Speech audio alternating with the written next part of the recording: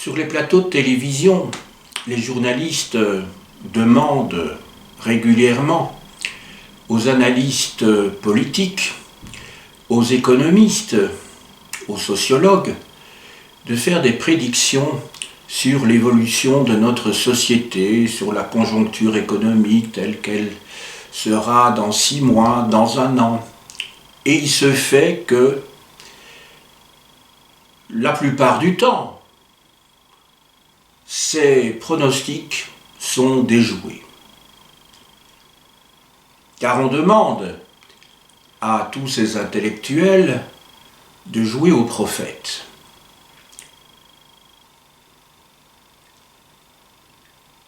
L'histoire ne serait-elle que bruit et fureur et ne signifiant rien? C'est là qu'intervient l'historien, non pas parce qu'il est plus malin ou plus intelligent que les autres, mais parce qu'il porte un regard particulier sur la réalité, en formulant des hypothèses. Et c'est la raison pour laquelle il me semble toujours indispensable aujourd'hui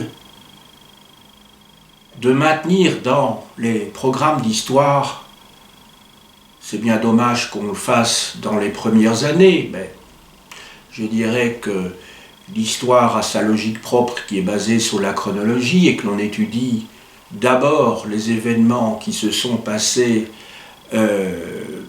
avant d'autres, les causes précédant toujours les résultats supposés. Et c'est la raison pour laquelle la préhistoire donc, est étudiée dans les petites classes donc, de l'enseignement secondaire. Alors qu'en fait, il serait plus intéressant de procéder à un déroulé partant de notre époque et remontant de cause en cause aux origines. Mais cela poserait des problèmes pédagogiques, évidemment, qui ne seraient pas faciles de surmonter. Se plonger donc dans l'histoire des temps longs, c'est tenter de formuler des hypothèses sur les caractéristiques, les traits majeurs de notre propre société. Car on oublie bien souvent des structures profondes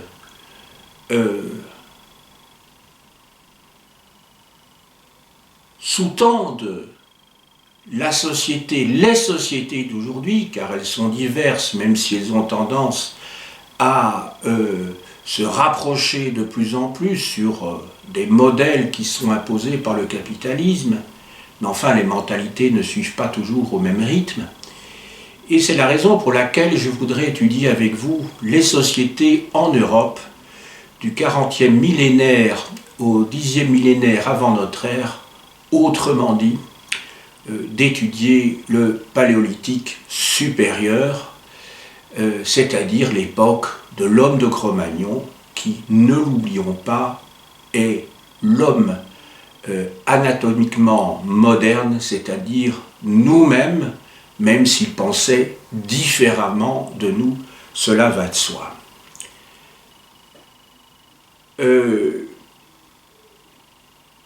Quand je dis que l'homme de Cro-Magnon, c'est nous tant sur le plan biologique que sur le plan de ses capacités intellectuelles. C'est en cela que je dis qu'il s'agit de nous-mêmes. Il ne s'agit pas d'un...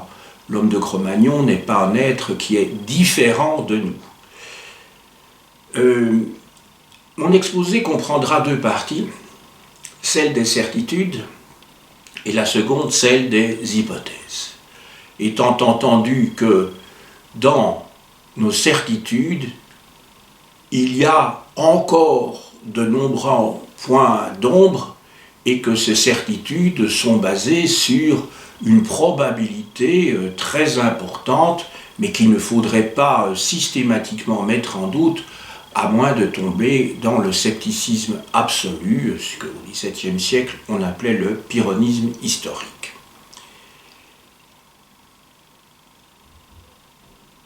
Ce que j'appelle les certitudes, en fait, il ne s'agit rien d'autre que d'hypothèses très probables, qui sont basées sur des sources matérielles et seulement sur celles-ci. Alors qu'en ce qui concerne les hypothèses, je dirais, qui relèvent davantage de la vie sociale et de l'histoire des mentalités, là, effectivement, la probabilité se réduit très fortement et les hypothèses qui ont été formulées peuvent donner lieu à des théories, mais qui reposent sur des pieds d'argile, tout en ayant été formulées de manière tout à fait rationnelle et scientifique. Que nous apportent les sources matérielles? Elles nous informent avant tout sur des activités de subsistance. Quelles sont ces activités de subsistance? Il s'agit d'activités liées à la protection, la défense de l'individu, sa recherche d'alimentation et enfin, car c'est nécessaire pour la cohésion du groupe, ceci concerne également ses représentations. Je commencerai par l'habitat, donc ce qui relève plutôt d'abord de la protection face aux intempéries, face à des animaux par exemple, mais là dans une faible mesure, mais ce qui relève aussi de la vie sociale. Car l'être humain est un être social, c'est un animal social avant d'être un animal politique. 3 types d'habitats. D'abord, des campements permanents, ensuite des campements saisonniers et enfin des campements itinérants. J'aurais pu d'ailleurs citer ces différents types d'habitats dans l'autre sens, car les campements itinérants devaient représenter la grande majorité des cas, tandis que les campements permanents devaient être beaucoup moins nombreux. Toutefois, je commencerai par les campements permanents. Les traces que l'on possède, les preuves donc, que l'on possède pour ces campements permanents se situent dans 2 régions d'Europe, d'une part l'Europe centrale et orientale, et d'autre part le sud-ouest de la France, qui est si riche pour le paléolithique supérieur.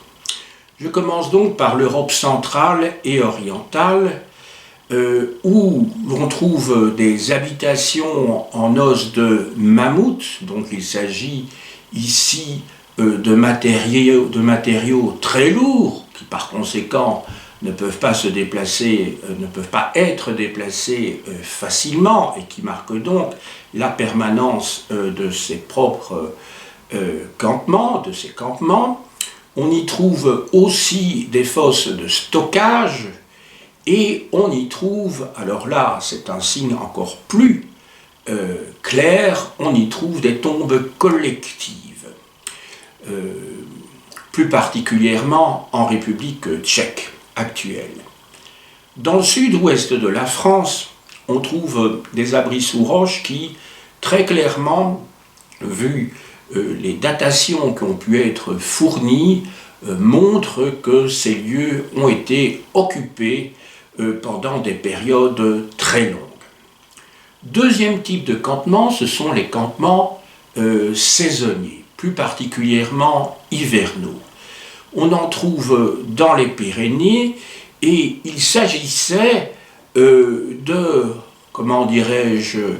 lieux où pendant une saison, donc la saison la plus froide, l'hiver, devaient se rassembler des groupes qui, durant les autres saisons de l'année, devaient être dispersés et puis qui se retrouvaient donc pendant quelques mois ensemble. Là, on ne peut pas évidemment préciser de quoi étaient faites leurs activités, on peut formuler des tas d'hypothèses sur des rituels, sur la vie sociale bien sûr, mais tout cela n'est pas attestable, si vous voulez, scientifiquement.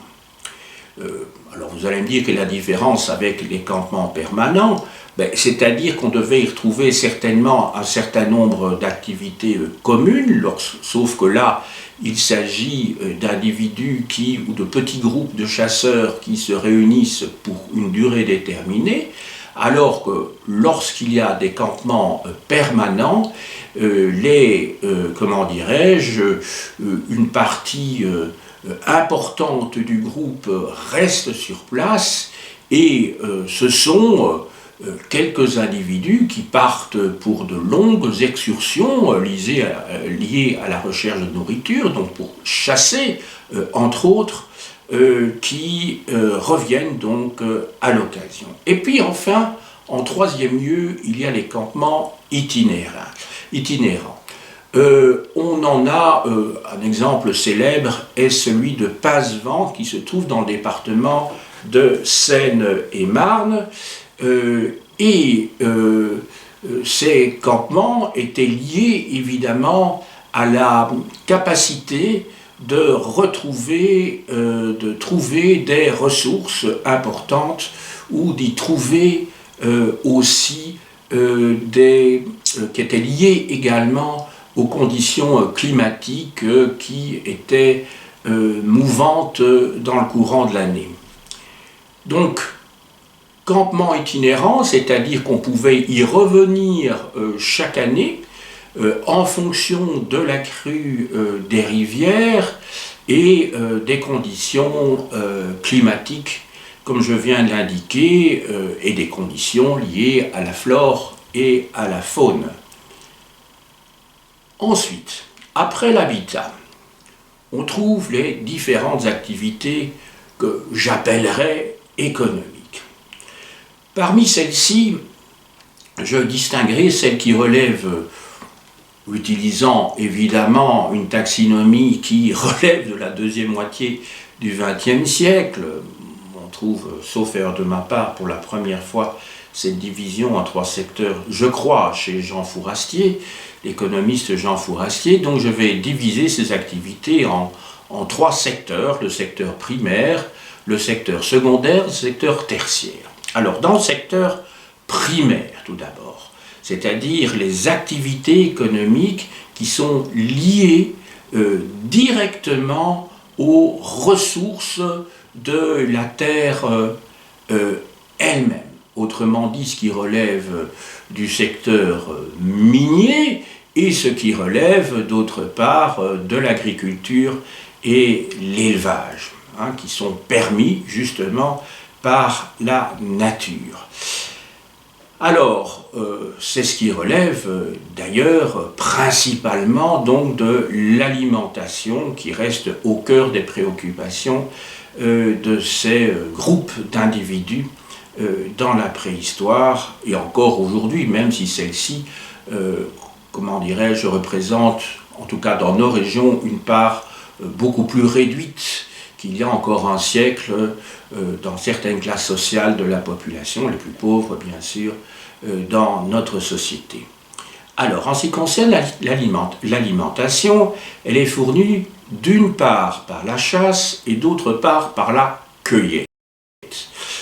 Alors, lorsque l'on étudie dans l'enseignement secondaire la préhistoire, on insiste fortement sur les activités liées à la chasse.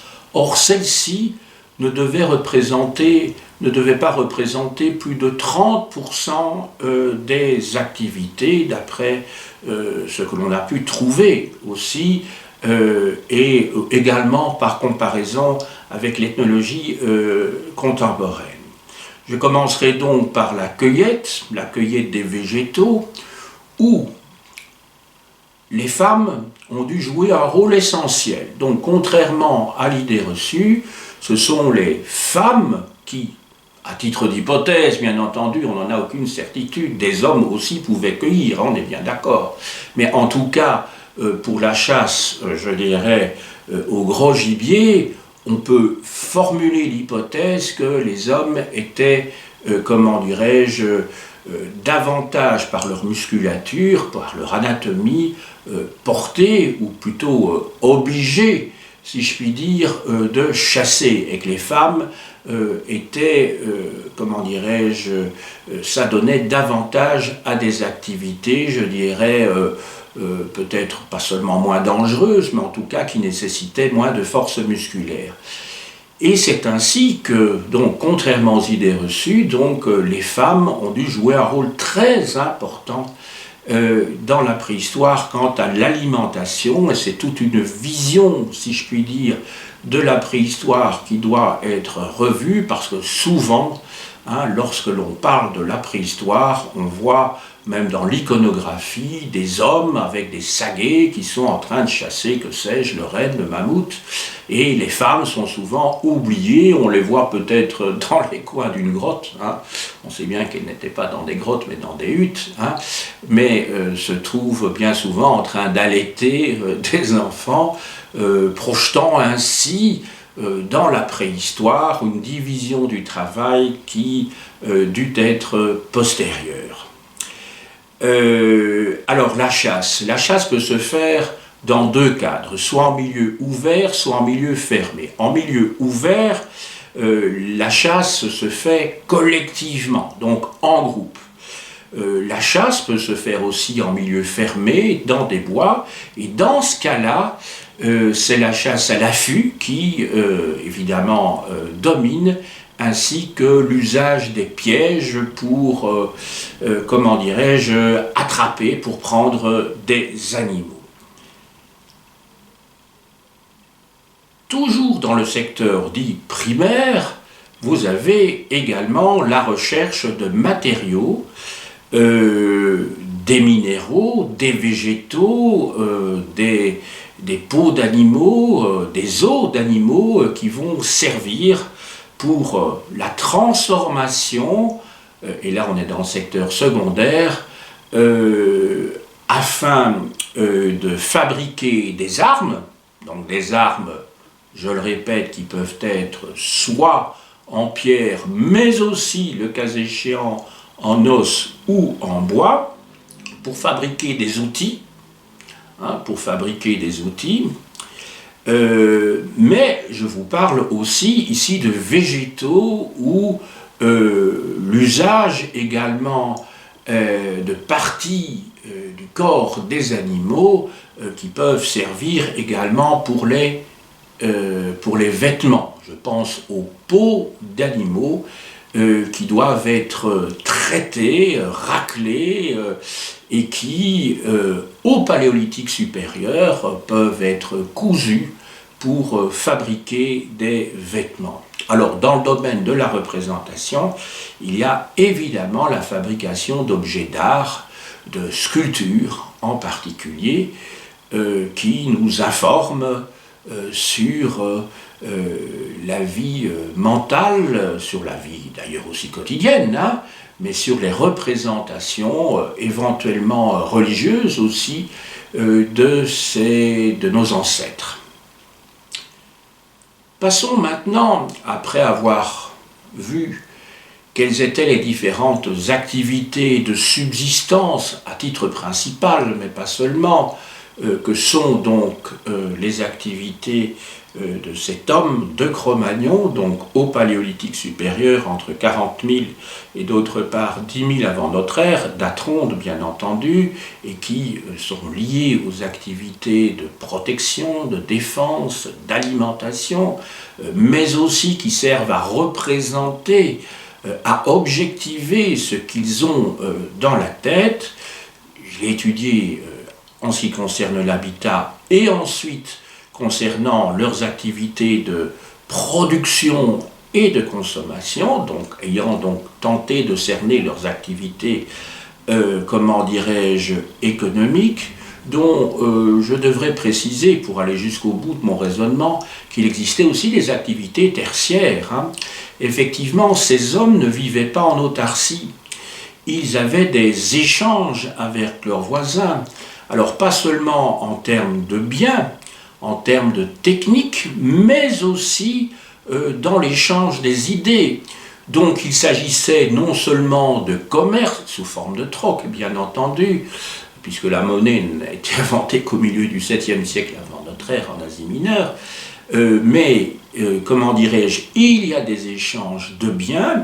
Quand je dis de biens, il peut s'agir de minéraux, il peut s'agir d'autres formes d'objets matériels, il peut s'agir à côté de cela de savoir-faire, voire de savoir-être d'ailleurs, de savoir-faire, ce que j'appelle donc les techniques, et de savoir-être, ce qui relève des représentations, c'est-à-dire des idées, des échanges qui ont pu se produire, à titre d'hypothèse, sur le plan peut-être des rituels, même si ceux-ci doivent être particuliers, vraisemblablement, ou plutôt singularisés dans le cas des tribus de cette époque, mais il y a eu certainement des échanges qui ont pu se produire, et dont d'ailleurs un certain nombre de traces sont tout à fait visibles. Quand vous pensez tout simplement à ces sculptures magdaléniennes, à ces sculptures, vous savez, de petites femmes sculptées que l'on trouve presque partout dans l'Europe de cette époque-là, il est évident que c'est une idée qui a dû circuler. Et il ne faut pas imaginer que tout ça s'est produit au même moment, ou à peu près en même temps. Il y a dû y avoir des circulations d'objets et donc des idées, ce qui a pu peut-être faciliter par contre-coup en retour peut-être les échanges entre êtres humains sur le plan social. Alors maintenant, vous vous souvenez que dans mon introduction, j'avais expliqué que je tenais à distinguer d'une part, alors quand j'ai dit les certitudes, le mot était peut-être un petit peu fort, mais en tout cas des éléments qui paraissent pratiquement assurés, car reposant sur des preuves, sur des éléments plus que probables. N'oubliez pas que le terme probable vient du terme preuve, justement, les deux mots sont liés, d'une part, et que, comment dirais-je, et que donc ces hypothèses, les hypothèses qui sont formulées à partir de là, ont quand même une certaine stabilité, une certaine solidité. Maintenant, je vais formuler des hypothèses qui, effectivement, relèvent de secteurs qui sont beaucoup moins sûrs, mais les hypothèses doivent être formulées, bien sûr, le tout c'est de pouvoir les vérifier à un moment donné. Et il ne faudrait pas que des hypothèses deviennent des certitudes dans les manuels scolaires, bien sûr.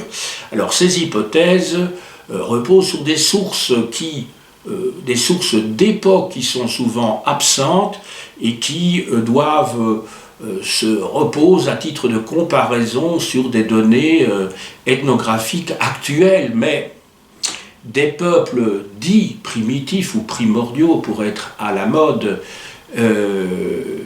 comment dirais-je, peuvent avoir ont certainement une valeur du point de vue anthropologique, ethnographique aujourd'hui même, mais enfin ces peuples sont eux-mêmes le résultat d'une histoire, même s'ils ont un certain nombre de caractères qui effectivement renvoient à des modes de vie qui sont ceux de nos ancêtres au paléolithique supérieur.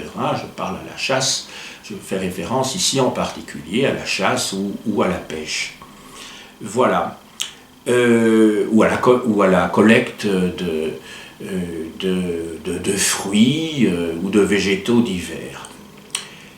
Alors, première question qui se pose, et on doit la formuler, est de savoir s'il existait déjà une division du travail. Parce que pendant longtemps, et avec là juste titre, parce que là on a des preuves, par contre, on a expliqué que la division du travail intervenait à partir du moment où, dans le contexte de la révolution néolithique qui se produit il y a une douzaine de milliers d'années au Proche-Orient, au Moyen-Orient, Proche-Orient, oui, c'est à ce moment-là que la division du travail serait apparue dans le cadre de l'urbanisation, de sociétés hiérarchisées, la naissance de l'État, et que toute une série de tâches bien précises seraient apparues.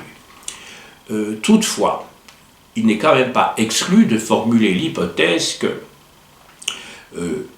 un des critères de la division du travail serait l'expertise dans certains secteurs. On peut effectivement penser qu'en ce qui concerne la taille de la pierre, en ce qui concerne les œuvres d'art, peut-être beaucoup s'y sont essayés, mais on peut supposer qu'effectivement, pour une question d'efficacité, ce sont certains individus dans le groupe qui devaient être plus compétents que d'autres, et que ce soit eux qui se soient chargés effectivement de reproduire ou de produire les outils dont on avait besoin, et qui se soient aussi spécialisés, par exemple dans les grottes de Lascaux, à peindre les grottes, quelle que soit l'hypothèse de l'origine même, je dirais, des peintures, puisque là il y a différentes hypothèses ou théories qui ont circulé, qui circulent toujours,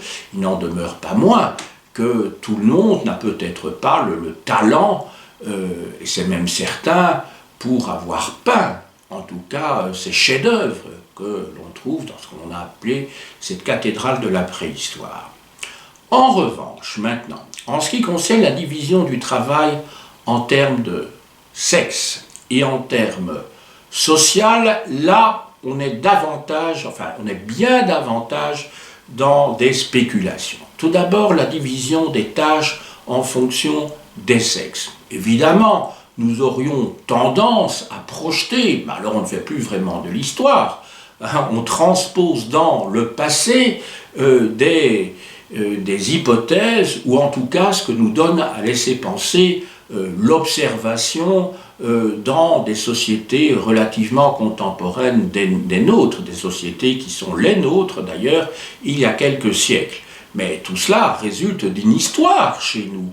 Hein, je veux dire, la division du travail n'est pas le produit comme ça, n'est pas naturel. Tout cela est culturel et lié à un mode de production particulier. J'ai déjà pu m'en expliquer dans d'autres cours d'ailleurs. Il faut en tout cas éviter toute forme de préjugé lorsque l'on dit que la chasse est le fait de l'homme et que la cueillette est le fait des femmes. J'ai évoqué cette question il y a quelques minutes en vous expliquant que oui, ça fait partie des possibilités, mais enfin la chasse est multiple. Il n'y a pas que la chasse des gros animaux, il y a aussi le petit gibier.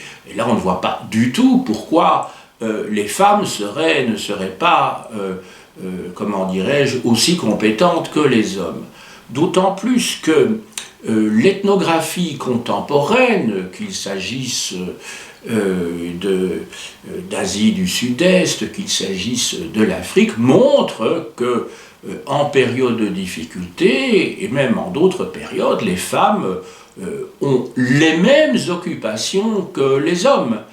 Et donc là, ce sont des préjugés, si je puis dire, de nos sociétés industrialisées, et encore pas dans leur version immédiate, parce que heureusement, je dirais, il y a eu une évolution qui n'a pas toujours conduit au bonheur, hein, parce que les femmes, quand elles se sont mises à travailler dans les usines, c'était essentiellement pour se nourrir elles et leur famille, hein, ce n'était pas une partie de plaisir, hein, mais dans les activités de service, après la Deuxième Guerre mondiale, il y a eu effectivement de plus en plus de femmes qui ont travaillé, mais je veux dire, il y a beaucoup de femmes qui ont un travail qui n'est pas épanouissant, comme les hommes d'ailleurs, hein.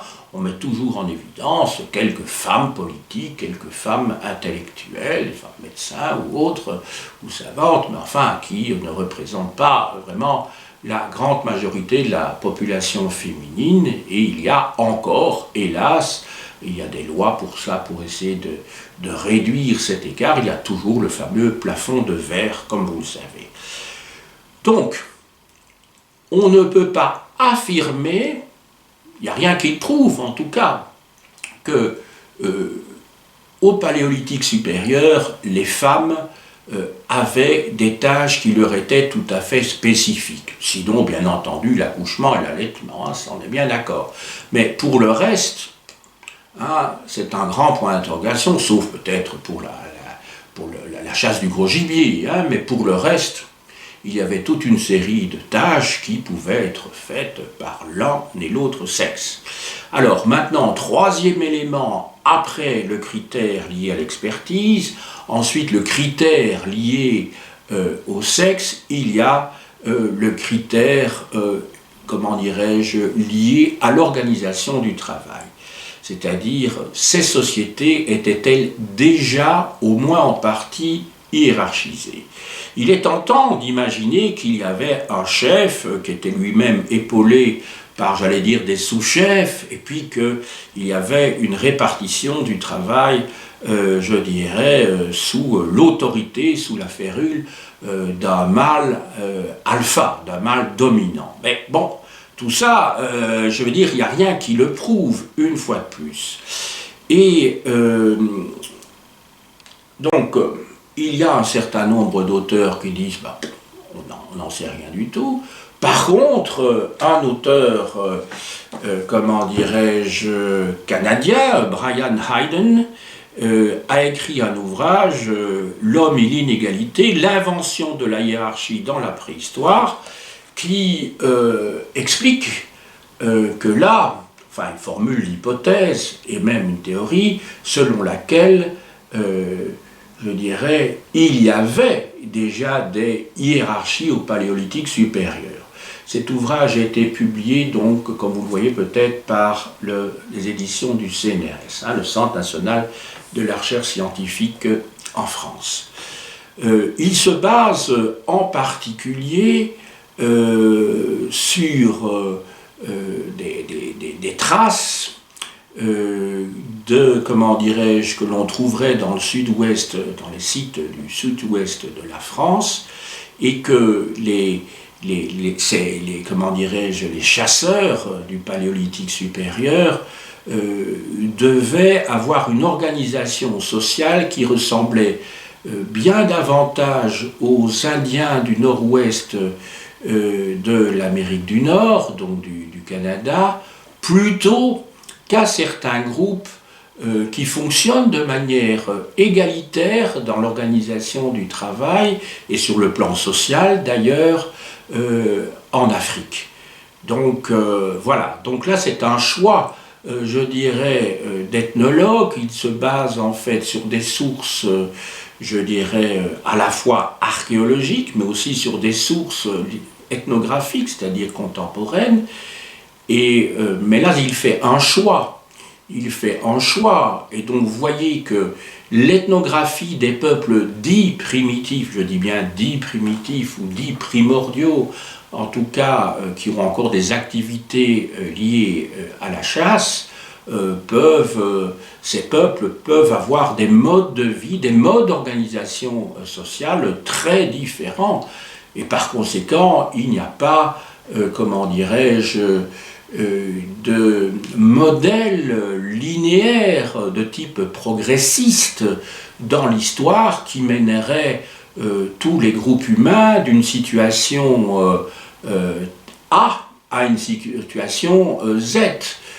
Non, il y a de multiples orientations qui ont pu et qui ont été prises par des peuples différents, et donc il ne faudrait pas avoir une vision évidemment comment dirais-je, un peu trop linéaire, trop simpliste, qui serait basée sur une philosophie de l'histoire basée sur la notion de progrès qui ne naît en Europe finalement qu'au XVIIIe siècle, dans l'Europe des Lumières. En ce qui concerne maintenant comment dirais-je, les relations sociales, rien ne dit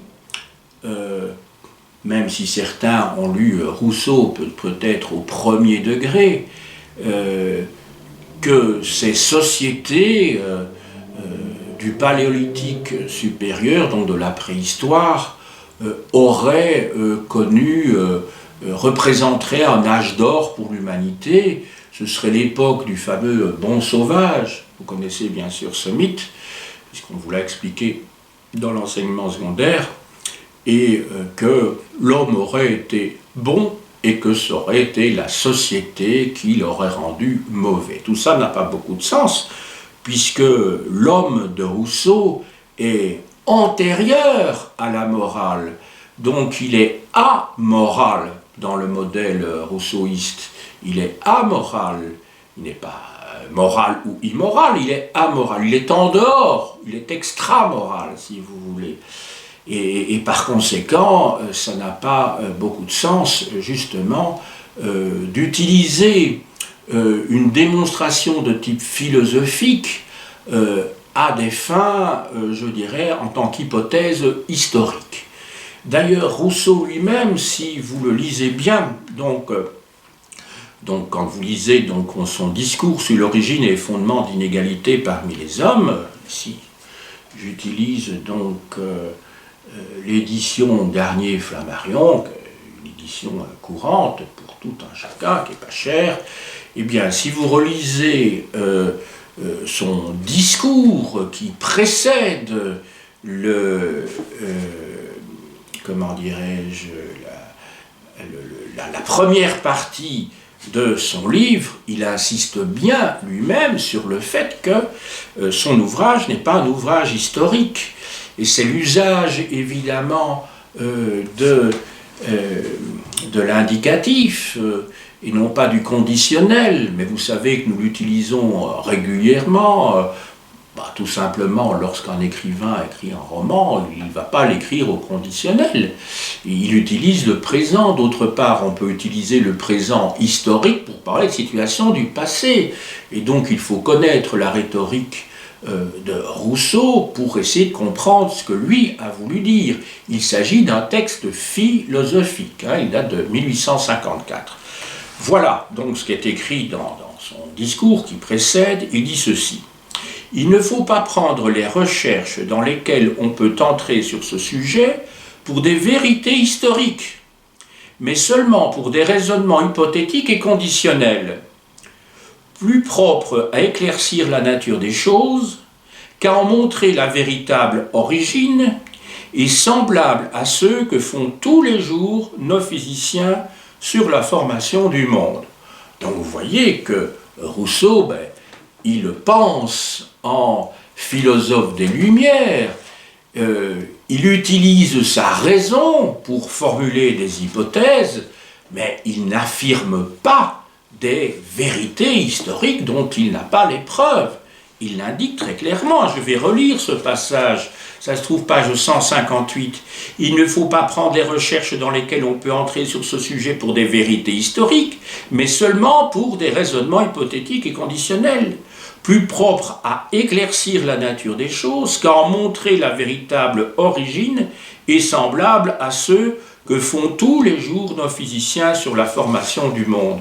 Donc, certains d'entre vous ont peut-être vu, ou vont voir, parce qu'il n'est pas encore sorti, excusez-moi, ma leçon sur la philosophie politique en Angleterre au XVIIe siècle, de la même manière que l'on a caricaturé le Léviathan de 1651 de Thomas Hobbes, de la même manière, on a caricaturé, je dirais, à des fins pédagogiques bien compréhensibles, mais on a fait des contresens par rapport à l'œuvre de Rousseau, donc, qui date d'un siècle plus tard, en 1854. Je voulais vous dire tout ça pour vous rappeler qu'il faut toujours retourner aux sources, quelle que soit la discipline dans laquelle on est, que l'on fasse de l'histoire, de la philosophie, de l'histoire sociale, comme je le fais ici. S'il vous plaît, retournez aux sources, voyez quelles sont les preuves qui sont disponibles.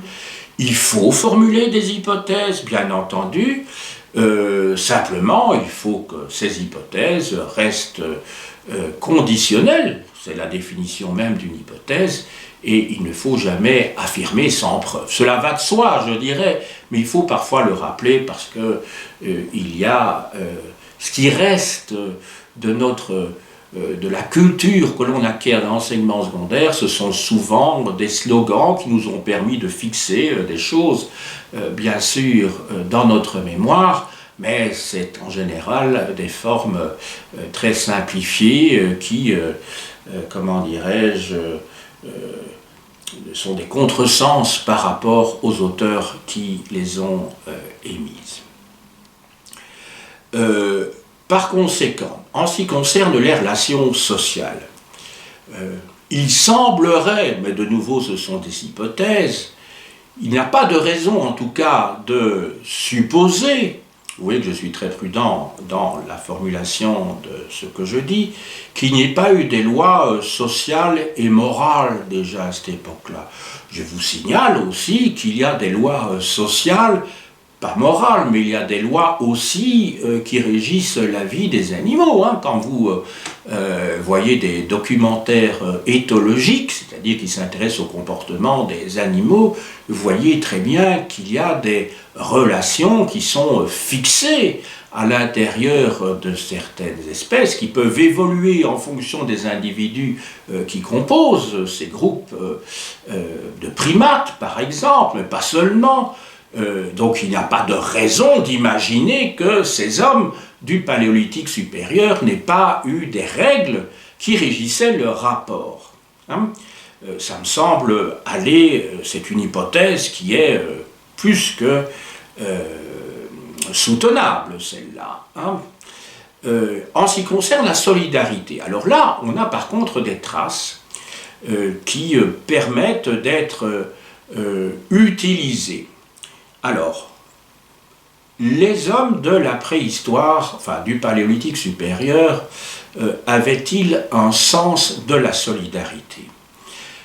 Ce qui est sûr, c'est que des squelettes d'individus qui ont été trouvés, eh bien, ces squelettes de ces individus montrent qu'un certain nombre d'estropiés, de gens qui avaient été invalidés à la suite d'un accident quelconque, devaient être pris en charge parce que l'on voit qu'ils n'étaient pas morts à ce moment-là et que la croissance d'un os pouvait continuer par la suite, ce qui n'est pas possible évidemment pour un individu mort, et que s'il avait survécu, il n'avait pu survivre que grâce à la solidarité de ses frères, de ses sœurs, des membres de son groupe.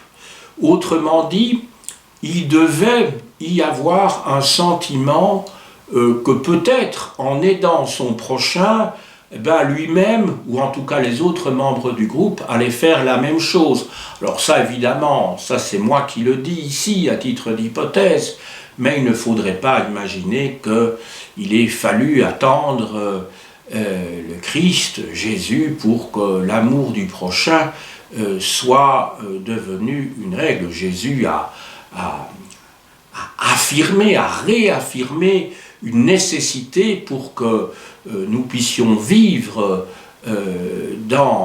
heureux dans notre société, c'est que les individus les groupes d'individus doivent fonctionner sur l'échange et non pas être individualistes, égoïstes, parce qu'à ce moment-là, c'est une société qui est destinée à mourir à terme. Il faut le rappeler à notre époque qui, vous le savez, tout en étant très solidaire, hein, on le voit bien maintenant en période de pandémie, mais enfin, il faut bien reconnaître quand même que l'idéologie dominante insiste sur la réussite personnelle plus que sur la réussite collective. En conclusion, un auteur qui s'appelle Marshall Salins a écrit en anglais un ouvrage qui s'intitule « Âge de pierre, âge d'abondance. L'économie des sociétés primitives ». Ça a été publié chez Gallimard dans la Bibliothèque des sciences humaines. Ouvrage important parce qu'il formule une théorie selon laquelle, en comparant en particulier les sociétés de chasseurs australiens du sud-ouest de l'Afrique, les Bochimans, ou comment dirais-je, des sociétés d'agriculteurs primitifs en Afrique, en Mélanésie, au Vietnam, en Amérique du Sud, il parvient à arriver, ou plutôt à démontrer que l'économie primitive n'est pas une économie de misère, mais c'est au contraire une économie d'abondance. Toutefois, bon, l'idée est séduisante, comme toute théorie qui nous aide à repenser, je dirais, nos représentations, à nous, comment dirais-je, à modifier nos représentations qui sont basées très souvent sur des préjugés liés justement à notre idéologie dominante qui se veut progressiste, surtout en matière économique, mais tout cela reste encore à démontrer. Eh bien, on peut quand même apporter plus qu'un bémol à cette théorie, parce que parler d'âge d'abondance, pourquoi pas sur le plan économique, mais il ne faudrait quand même pas oublier que cette époque ne fut en aucun cas le jardin d'Éden. Effectivement, la mortalité était très importante à l'époque chez les enfants, hein, la mortalité néonatale, quand vous voyez déjà pour des époques postérieures, donc qui ne sont pas contemporaines des événements dont je vous parle ici, des sociétés dont je vous parle ici, donc, qui ont une valeur relative, un petit peu comme les recherches ethnologiques pour la préhistoire, je suis bien d'accord, mais enfin vous savez que par exemple, sous l'Ancien Régime, au XVIe, XVIIe siècle, un enfant sur 4 meurt avant 1 an, et un autre enfant sur 4 dans une famille meurt avant 10 ans, ce qui veut dire qu'après, seuls 50% des enfants survivent au-delà de 10 ans. Mais donc, il ne faut pas imaginer qu'il y ait dû avoir, comment dirais-je, que dans les sociétés de la préhistoire, étant donné le contexte dans lequel on vivait, beaucoup d'enfants aient pu survivre au-delà d'un certain âge. Donc mortalité importante, mortalité infantile importante, et alors mortalité aussi importante sur les femmes pour les femmes après l'accouchement, hein, à la suite d'infections. Il faudra attendre en fait le XVIIIe et le XIXe siècle pour qu'il y ait une amélioration notable dans ce domaine. Voilà. Je vais vous montrer encore 3 ouvrages généraux. D'abord l'ouvrage dont je me suis servi principalement pour cet exposé, de Sophie Archambault de Beaune, Les hommes au temps de Lascaux. Vous allez voir que ça correspond exactement à la période chronologique que j'ai choisie ici, donc de 40 000 à 10 000 avant Jésus-Christ, dans la collection La vie quotidienne chez Hachette.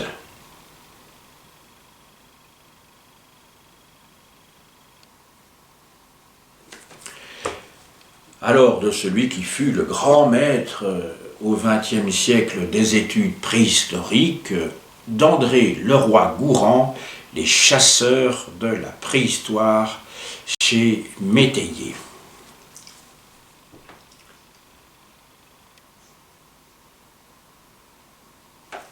Et enfin, encore 2 ouvrages, alors de Marcel Hoth, qui est un grand paléontologue belge, liégeois, Cro-Magnon aux origines de notre humanité, collection Tapus.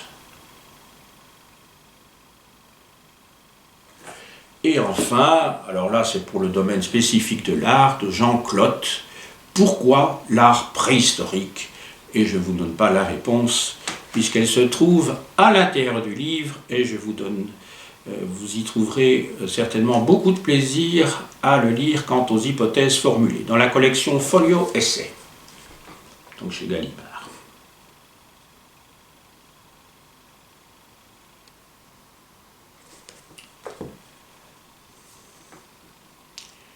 J'ai dit